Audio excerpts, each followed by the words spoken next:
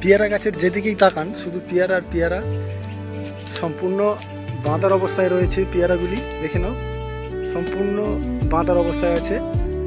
মানে প্লাস্টিক দিয়ে ঢাকতে হবে, নাহলে পোকায় মেরে দেবে। এই যে পেয়ারাগুলো দেখতে পাচ্ছেন বড় বড়, এগুলো পোকায় মেরে দিয়েছে, মানে এগুলো আর বাঁধা যাবে না।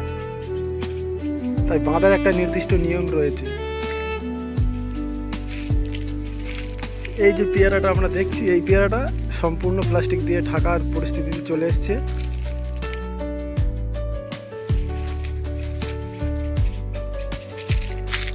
এই পেয়ারাটা দেখুন সাইজ অনেকটা বড় হয়ে গেছে।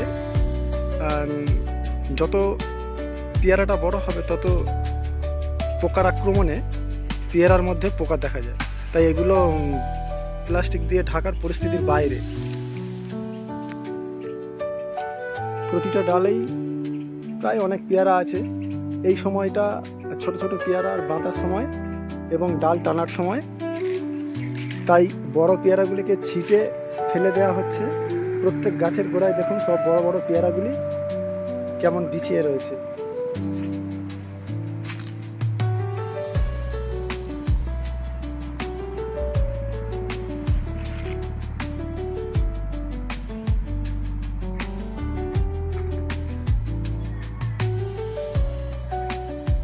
দেখুন সব পেয়ারা কেমনভাবে ফেলে দেওয়া হয়েছে, কারণ এরপর গাছের ডাল ছিটে গাছ টানা হবে নতুন ফল আনার জন্য।